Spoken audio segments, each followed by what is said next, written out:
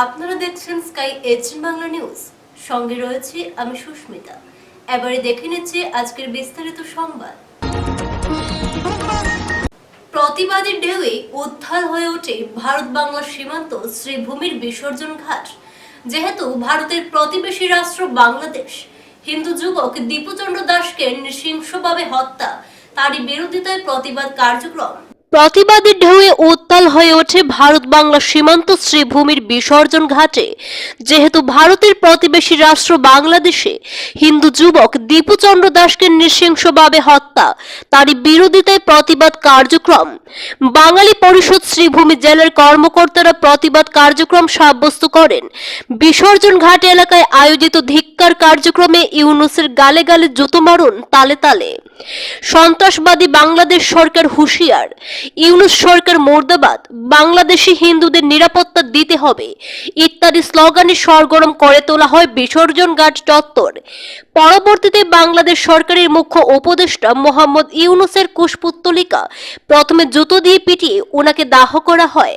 দাহ কর্মসূচিতে সংগঠনের কর্মকর্তারা সহ অন্যান্যরা সামিল ছিলেন।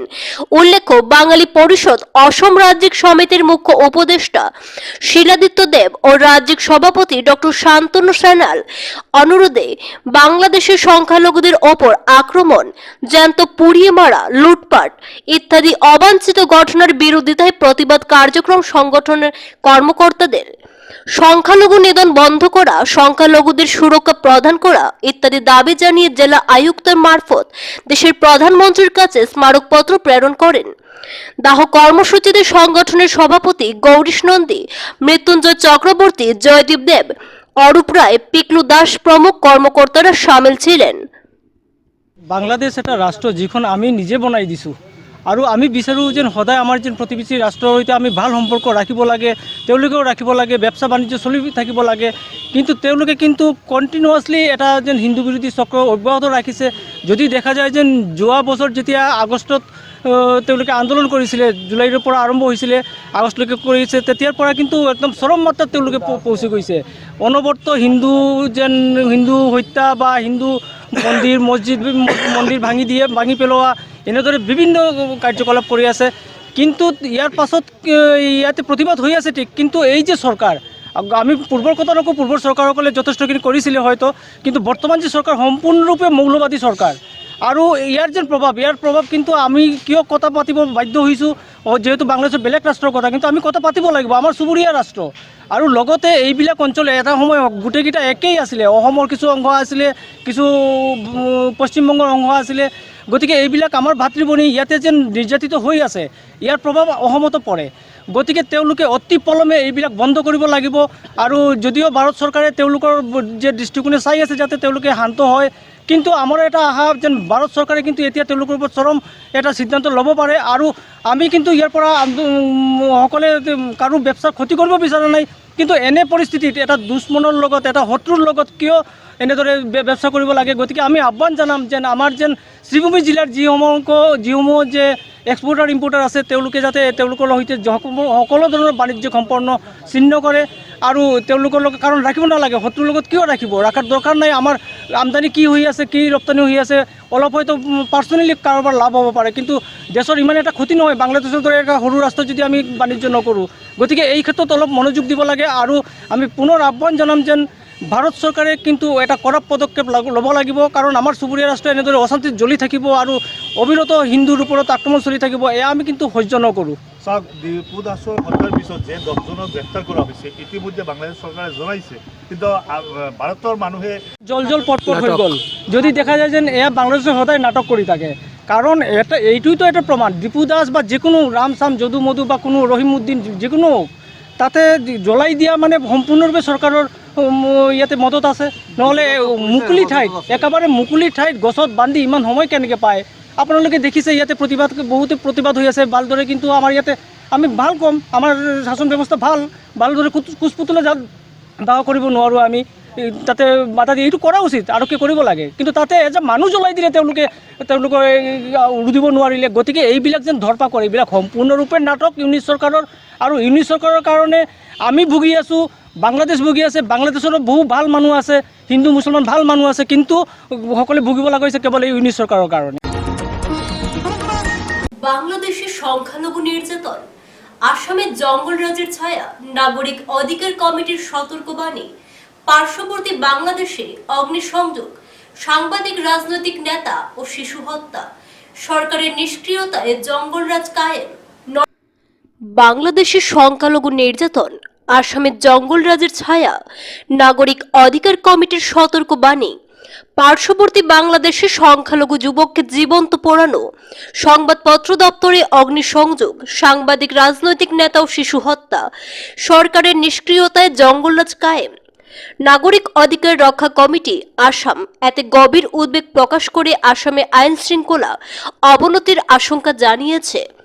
সোমবার দুপুর 1টায় শিলচর ট্রাঙ্ক রোডে সিটিবিও কার্যালয়ে সাংবাদিক সম্মেলনে কমিটির মুখ্য উপদেষ্টা হাফেজ রশিদ আহমেদ চৌধুরী, কার্যকরী সভাপতি আতাউর রহমান মাজার ভুইয়া ও উপদেষ্টা ডক্টর তপোধীর ভট্টাচার্য উপস্থিত ছিলেন। হাফেজ চৌধুরী বলেন, বাংলাদেশের নিষ্ক্রিয়তার জঙ্গলরাজ ছড়াচ্ছে, আন্তর্জাতিক দৃষ্টি আকর্ষণ করবে, আসাম সতর্ক থাকুক। ডক্টর তপোধীর ভট্টাচার্য বলেন, সাংস্কৃতিক হামলা সংস্কৃতির উপর আঘাত, সকলে ঐক্যবদ্ধ হন। আতাউর মাজার ভুইয়া দাবি করেন, সীমান্তবর্তী আসামে অশান্তির আশঙ্কা, কেন্দ্র রাজ্য সরকার সংখ্যালঘু সুরক্ষায় কূটনৈতিক পদক্ষেপ নেওয়ার জন্য জোরালো দাবি জানান। রিলিজিয়াস এবং লিঙ্গুইস্টিক মাইনরিটিস, বেসিক্যালি বাঙালি স্পিকিং যেখানে হ্যারাসমেন্ট হবে আসামে মাইনরিটিস হিসাবে আমরা যেখানে মাইনরিটিরা বিপন্ন হবে, অত্যাচারিত হবে, আমরা আওয়াজ উঠানো, আমরা এটাকে চেষ্টা করি। ওইটাই ছিল আমাদের পূর্ববর্তী নেতৃবৃন্দের উদ্দেশ্য এবং এইটাকে আমরা বর্তমানে আমাদের তপোধীর ভট্টাচার্য সাহেব উনি নেতৃত্ব দিয়ে যাচ্ছেন, সেই মন্ত্রণা নিয়ে আমরা চলছি। যেখানেই বাঙালি, যেখানেই মাইনরিটি বিপন্ন হবে, যে কোনো ধর্মাবলম্বী মানুষ হবে, মাইনরিটি বিপন্ন যেখানেই হবে, সংবিধান মতো আইন মতো রুল অফ লকে এস্টাবলিশ করার জন্য তাদের গুলি করে হত্যা করা হলো। সেখানকার সাংস্কৃতিক সংগঠন ছায়ানটের কার্যালয়ে আক্রমণ করা হলো, আগুন দেওয়া হলো। যে সংবাদপত্রের স্বাধীনতায় আমরা বিশ্বাস করি, আমরা বিশ্বের মানুষ বিশ্বাস করি,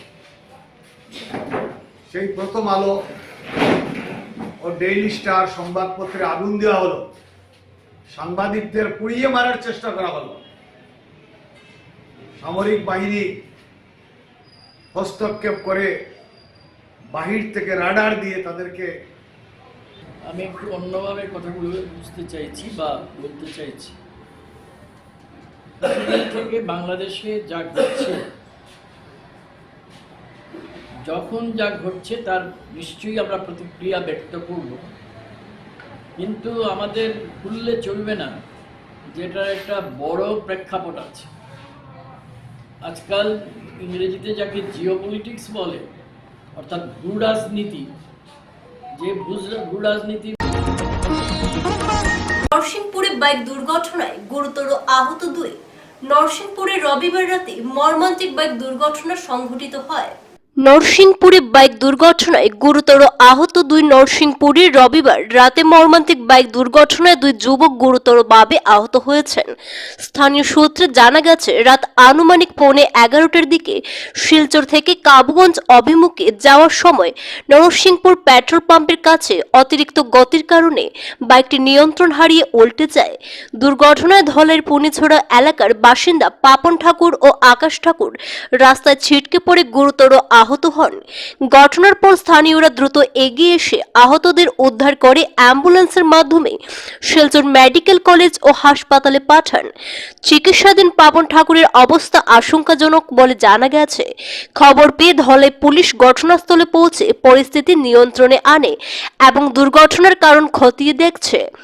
আহতদের পরিবারও ঘটনার খবর পেয়ে হাসপাতালে পৌঁছান।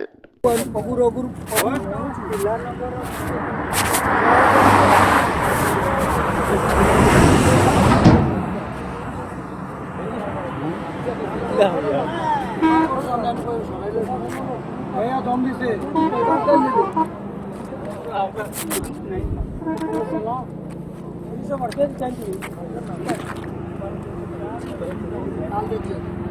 কাল দেখলেন না এখন যেগুলো ওই যে ফেলাটেলি পড়টা ওদের বাচ্চাগুলো মানে ওখানে অ্যাক্সিডেন্ট হয়েছে শুনিয়ে আইছি, আইয়া দেখলাম তারা দুইটা মানে মানুষ এক সাইডে পালাইল বাইক লিয়া, বাইকটা রাস্তার মধ্যে পালাইল। এরপরে আমরা জানি শুনলাম তার লগে আরো দুইজন আসলো, তো সে এই দুইজন আইলো ঘুরিয়া আর একটা বাইক লিয়া, দুইজন আইলো। আওয়ার পরে তারা জিগাইলাম, তারা হইলো ধর্মিত বাড়ি। তো এরপরে আমরা 108 ফোন করলাম, এরপরে আমরা উঠাইয়া দিলাম তারা। তারা পরিচয় জানা গেছে? তারা পরিচয় তো একজন হলো আকাশ ঠাকুর আর একজন পবন, কেতা নাম? একজন আকাশ ঠাকুর একজন পাপন ঠাকুর। আচ্ছা, এরপরে কোনজন সিরিয়াস বেশি মানে দেখছেন? সিরিয়াস তো এখন নাম জানি, দুজনের নাম জানি, কিন্তু কোনজন সিরিয়াস তো নাম তো কইতে পারলাম না। একজন তো সিরিয়াস, আচ্ছা মোটা করে যে পরিষ্কার হয়ে ছেলেটা এটা সিরিয়াস। আচ্ছা, এখন তারপরে ফ্যামিলি খবর দেওয়া আইছে। এখন তো আমরা এখন অব্দি কেন আসলাম, আর টাকা অবস্থা দেখি ফ্যামিলি আইছে, পুলিশও আইছে, তো ফ্যামিলি এরা গেছে এখন মেডিকেলে গেছে। আচ্ছা, তারা দুইজন তো কিছু হয়েছে না, তারা দুইজনের মাঝে একজন একটু মানে মধু খাইছে, একটু উল্টাপাল্টা তার এখানে রাখা হয়েছে, আচ্ছা, আর একজন লোকে গেছে। বাকিরা খাইছে নি? বাকি এরাও খাইও হইব, তো বুঝা যাবে। আচ্ছা, এটা তো জানছি না, এটা জানছি না, সিজারও দিক থেকে আইছে, সেটার দিক থেকে আইছে।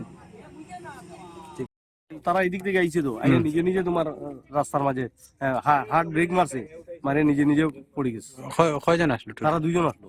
দুইজন মানে সিরিয়াস? যেটা সিরিয়াস তো দুজনও সিরিয়াস, তবে একজন তো বেশি, একজন একটু মোটা করে পরিষ্কার লইয়া, যেটা তার মুখ একদম ফাটি গেছে। নাম জানছেন নি তারা? নাম তো তারা দুজনের নাম বলে, একজনের নাম কিটা আকাশ ঠাকুর আর একজনের নাম হলো কিটা পাপন ঠাকুর। পাপন ঠাকুর। বাড়ি কোন জায়গা? তারা তো বাড়ি হয়েছে ধর্মী। এটা কটা আইব ধরো 10:30, 10:40 ওরকম কই না হয়েছে? দুইজন এখন ওই তো 108 লই গেছে। দুইটা বাইক আসলো, আরেকটা বাইকের মালিক তো হইলো বাইক। গুরুত্বপূর্ণ দাবি দেওয়া নিয়ে রাজপথে নামলেন সিপিআই সহ বামপন্থী অন্যান্য সংগঠন। গুরুত্বপূর্ণ দাবি দেওয়া নিয়ে রাজপথে নামলেন সিপিআই সহ বামপন্থী অন্যান্য সংগঠন। এ মর্মে শ্রীভূমির অনুকূল সাগর স্থিত এলাকায় দাবি দেওয়ার ভিত্তিতে অবস্থান ধর্মঘট পালন করেন। দাবি দেওয়া নিয়ে স্লোগান দেন তারা, বিশেষ করে মহাত্মা গান্ধীর জাতীয় গ্রামীণ কর্মসংস্থান নিশ্চিতকরণ আইন যোজনা থেকে মহাত্মা গান্ধীর নাম বাদ দেওয়ার প্রেক্ষিতে ছিল অবস্থান ধর্মঘট বামপন্থী দলের। প্রতিবাদস্থলিতে বামপন্থী নেতা আজকের ধর্ণা কর্মসূচি আয়োজনের উদ্দেশ্য নিয়ে এভাবে ব্যক্ত করেন। সরকারের জনবিরোধী বেকার বিরোধী এমএনরেগা আইন মানছি না, মানবো না। মোদী সরকারের জনবিরোধী বেকার বিরোধী এমএনরেগা আইন সংশোধন ঠেলে দেওয়া চলবে না। এমএনরেগা আইন সংশোধন করে সংশোধন মানছি না, মানবো না। এমএনরেগা আইন সংশোধন করে বেকারদের কর্মসংস্থান বন্ধ করা কেন্দ্রীয় সরকারের চক্রান্ত ব্যর্থ করুন।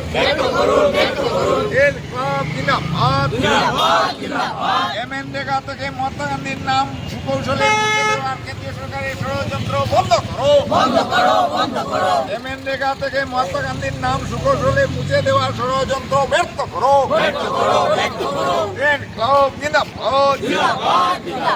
এমএনরেগা আইন সংশোধন মানছি না, মানবো না। এমএনরেগা আইন কার স্বার্থে মোদী সরকার জবাব চাই, জবাব দাও। এমএনরেগা কার স্বার্থে? ভারতবর্ষে, সারা ভারতবর্ষে বামপন্থী দলগুলি যে এমএনরেগা আইনকে সংশোধন করে সরকার যে সংশোধনী বিল এনেছে, দুইটি লোকসভা এবং রাজ্যসভায় গায়ের জোরে পাস করিয়ে নিয়েছে, সেই আইনের মারফতে যে এতদিন গ্রামের গরিবদের যেটুকু আইনগত অধিকার ছিল রোজগারের, এমএনরেগা সেই 100 দিনের কাজের গ্যারেন্টি, তাকে তুলে দেওয়ার একটা ষড়যন্ত্র করেই এই আইনটা সংশোধন করা হয়েছে। এই আইনে ছিল যে গ্রামীণ এনরেগা প্রকল্পে যে পয়সাটা খরচ হয় তার 90% কেন্দ্রীয় সরকার বহন করবে, 10% রাজ্য সরকার বহন করবে। নতুন সংশোধনে আছে যে রাজ্য সরকারকে 40% বহন করতে হবে, বাকিটা কেন্দ্রীয় সরকার 60% করবে। স্বাভাবিকভাবেই বেশিরভাগ রাজ্যের অর্থনৈতিক অবস্থা খুব খারাপ, তারা এই দায়িত্ব বহন করতে পারবে না, এনরেগা আইনটা উঠে যাবে।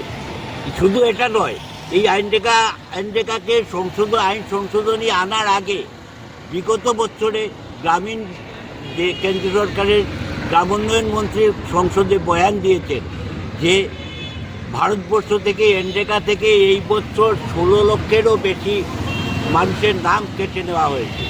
মোদী সরকার 2014 সনে সংসদে প্রথম বসে বিবৃতি দিয়েছিলেন আমরা দেশ থেকে খয়রাতি তুলে দেবো, অর্থাৎ গরিব মানুষকে যে প্রকল্পগুলিতে যে পয়সা দেওয়া হয় সেই পয়সা তুলে দেবো। সরকারের পয়সা নেই, অর্থাৎ কিন্তু ধনীকদের কর ছাড় দেওয়ার, ধনীকদের ব্যাংক মুকুব করার পয়সা সরকারের কাছে আছে, গরিব মানুষকে দেওয়ার পয়সা সরকারের নেই। এর আগে তারা শ্রম আইন সংশোধন করেছেন, শ্রম আইন সংশোধন করে শ্রমিকের যা কিছু অধিকার ছিল সেই অধিকারটাকে তারা নস্যাৎ করেছেন। এবার তারা এনরেগাতে হাত দিয়েছেন, অন্যান্য প্রকল্পতেও তারা হাত দেবেন। অর্থাৎ গরিব মানুষ এ দেশে বাঁচার অধিকার এই সরকার দেবে না। তার বিরুদ্ধে বামপন্থীরা পথে আছে, বামপন্থীরা পথে থাকবে। আমরা এখানে আজকে সারা দেশের সঙ্গে করিমগঞ্জের সিপিআইএম এখানে ধর্ণা করছি। আরও যদি অনেক বড় আন্দোলন করতে হয় তা আমরা করব। আমরা সবসময় গরিব মানুষের পাশে থাকব, গ্রামীণ বেকারদের পাশে থাকব, শহরের বেকারদের পাশে থাকব। এটা আমাদের রাজনৈতিক প্রতিশ্রুতি। ধন্যবাদ। শিলচরে অনুষ্ঠিত হল all India SC ST railway employees অ্যাসোসিয়েশনের 13তম বিভাগীয় বার্ষিক সাধারণ সভা। শিলচরে অনুষ্ঠিত হল all India SSC ST railway employees অ্যাসোসিয়েশনের 13তম বিভাগীয় বার্ষিক সাধারণ সভা। All India scheduled caste and scheduled tribe railway employees association Lumding ডিভিশনের উদ্যোগে রবিবার শিলচরে সংগঠনের 13তম বিভাগীয় বার্ষিক সাধারণ সভা অনুষ্ঠিত হয়।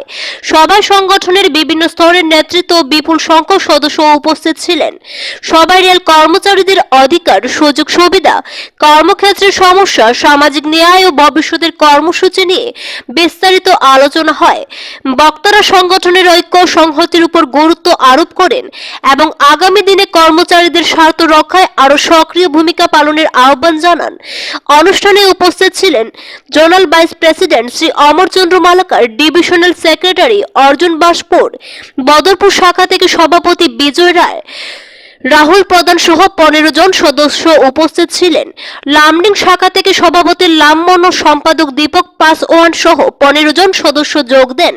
করিমগঞ্জ অর্থাৎ শ্রীভূমি শাখা থেকে সভাপতি সুমিত রায় ও সম্পাদক সজল দাস সহ 12 জন সদস্য, গুয়াহাটি শাখা থেকে সভাপতি দিলীপ দাস সহ সম্পাদক দুষ্মন্ত দাস সহ 14 জন সদস্য উপস্থিত ছিলেন।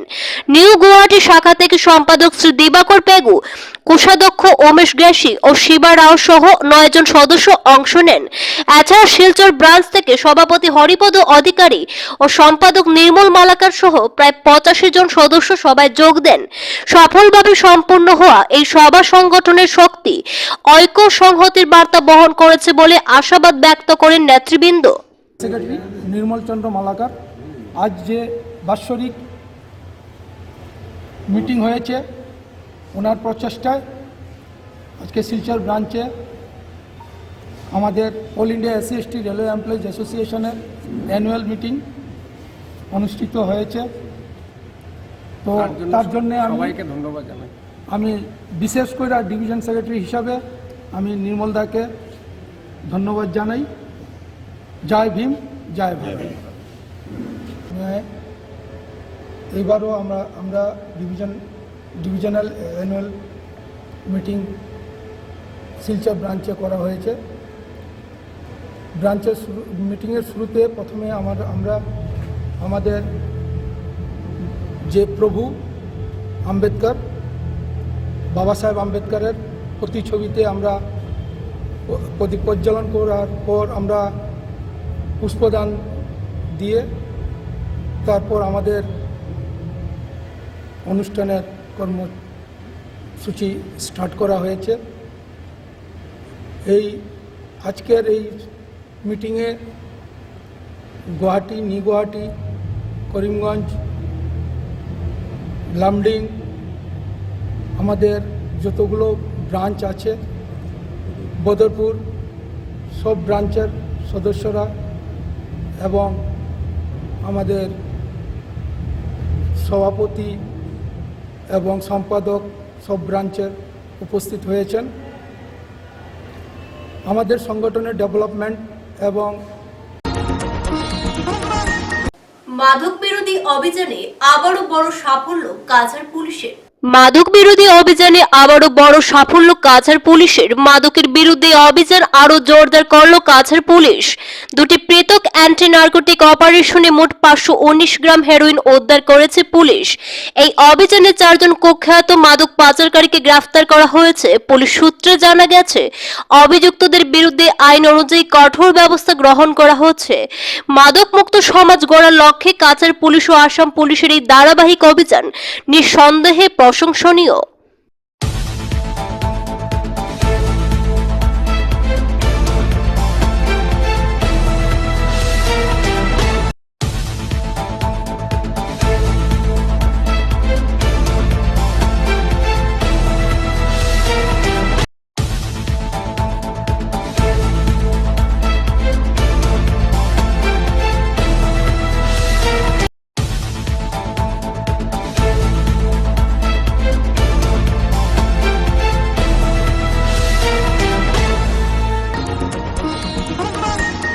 প্রাণবন্ত সন্ধ্যার সাক্ষী হলেন শ্রীভূমির সংস্কৃতি মনস্ক লোকেরা। রবিবার শ্রীভূমির অন্যতম সংগঠন যোগাসন ট্রেনিং সেন্টারের কর্মকর্তারা এমন বর্ণময় সন্ধ্যার আয়োজন করেন। প্রাণবন্ত সন্ধ্যার সাক্ষী হলেন শ্রীভূমির সাংস্কৃতিক মনস্ক লোকেরা।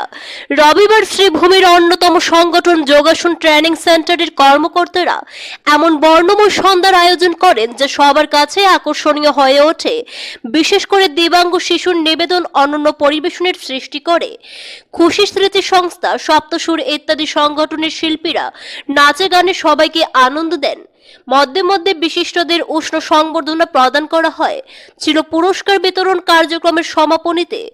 অনুষ্ঠানে সব দিক দিয়ে সার্থক হয়ে ওঠার সংগঠনের কর্ণধার সঞ্জীব দাসকে ধন্যবাদ জ্ঞাপন করেন বহুজনে।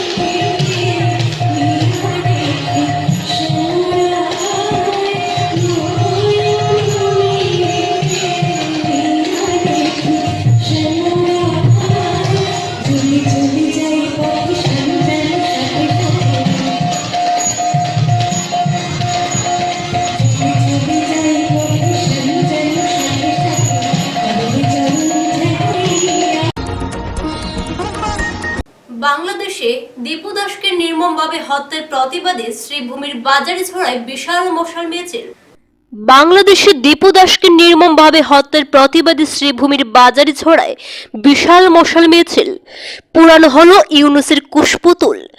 বাংলাদেশে দীপু দাসের নৃশংস হত্যাকাণ্ডের প্রতিবাদে রবিবার সন্ধ্যায় উত্থাল শ্রীভূমি জেলার বাজারে ছড়া স্থানীয়দের উদ্যোগে কালাছড়া হাসপাতাল রোডের শহীদ বেদির সামনে থেকে একটি মশাল মিছিলের সূচনা হয়। হাতে হাতে প্ল্যাকার্ড নিয়ে অগণিত মানুষ এই পদযাত্রায় অংশ নেন। দীপু হত্যার বিচার চাই, ইউনুস সরকার হায় হায় সহ বিভিন্ন প্রতিবাদী স্লোগানে মুখরিত হয়ে ওঠে এলাকা। প্রতিবাদকারীরা এদিন বাজারিছড়া থানা তেমাতা হয়ে বাজারের মিছিলের সমাপ্তি করেন। সেখানে তারা ইউনুসের কুশপুত্তলিকা দাহ করে প্রতিবাদ সাব্যস্ত করার পাশাপাশি ভারতের প্রধানমন্ত্রী নরেন্দ্র মোদীর দৃষ্টি আকর্ষণ করে বাংলাদেশকে দ্বিখণ্ডিত করে সংখ্যালঘু হিন্দুদের জন্য পৃথক রাষ্ট্র গঠনের দাবি জানান। বিচার চাই, বিচার চাই, হিন্দু নির্যাতনের বিচার চাই, বিচার চাই, বিচার চাই, হিন্দু নির্যাতনের বিচার চাই, বিচার চাই, বিচার চাই। বাংলা সরকার হুঁশিয়ার। আজ গত বৃহস্পতিবার আমরা দেখতে পেরেছি আমাদের পার্শ্ববর্তী যেটা রাষ্ট্র আছে বাংলাদেশ, সেই রাষ্ট্রে দীপু দাস বলে একজন হিন্দু ছেলে, সংখ্যালঘু হিন্দু, সেই দেশের বাংলাদেশের সংখ্যালঘু হিন্দু ছেলে, তাকে প্রথম মারা হয়েছে, আত্মহত্যা করে দেওয়া হয়েছে। তারপর ওর যখন প্রাণ যায়নি, উল্টা লটকিয়ে ওকে জ্বালিয়ে দিয়েছে। সেই বাংলাদেশে যে সরকার চলছে ইউনিসেফ, সন্ত্রাসবাদী মৌলবাদীদের সরকার চলছে ইউনিসের সেই সন্ত্রাসীরা সেই ঘটনা করেছে। তার তীব্র প্রতিবাদ জানিয়ে আজকে আমাদের বাজারে চোরার সোনারতনী সমাজ একত্রিত হয়েছেন। আমরা বিশ্বের কাছে একটা জবাব চাই, বিশ্ব মানবাধিকার কোথায়? বাংলাদেশের হিন্দুদের জন্য নেই নাকি? হিউম্যান রাইটস কোথায়? বাংলাদেশে পরপর প্রতিটা বছর হিন্দুদের উপর আক্রমণ চলে, কোথায়? বিশ্ব চুপ কেন? সেকুলার গ্যাংরা চুপ কেন? প্রতিটি বছর বাংলাদেশে হিন্দুদের উপর আক্রমণ চলে। সেই ইউনিস যেদিন থেকে সরকারে এসেছে, তারপর থেকে লক্ষ লক্ষ হিন্দুর উপর মামলা হয়েছে বাংলাদেশে। আপনারা সবাই জানেন না, সেখানে হিন্দু শুধু হিন্দু নয়, সেখানে সংখ্যালঘু যারা আছে, হিন্দু, বুদ্ধিস্ট, খ্রিস্টান, সবের উপর অত্যাচার হচ্ছে, বেশিরভাগ হিন্দুর উপর হচ্ছে। তাকে বলা হয়েছে, বাংলাদেশিরা বলেছিল তাদের নবীকে নিয়ে কিছু বলেছে। আরে নবীকে নিয়ে সে বোটা মোবাইল টিপায়, নবীকে নিয়ে সে কেন মন্তব্য করবে? কেন করবে? তোমাদের দেশে আইন নাই নাকি? আছে আইন না নেই? আমাদের দেশে তো আইন আছে। আমি ভারতবর্ষের প্রধানমন্ত্রীর কাছে আহ্বান জানাচ্ছি হাত জোর করে, আপনি বাংলাদেশে হয় বাংলাদেশকে দুটি ভাগে বিভক্ত করুন, একটি ভাগ সংখ্যালঘু হিন্দুদেরকে দিয়ে দিন, না হলে সেই বাংলাদেশের যেগুলো মৌলবাদী সন্ত্রাসবাদী আছে সেইগুলোকে আমাদের ভারতীয় সেনা ওখানে গিয়ে হিন্দুদেরকে সুরক্ষা দিক। স্কাই 18 বাংলা নিউজ আজ এই পর্যন্তই। ধন্যবাদ।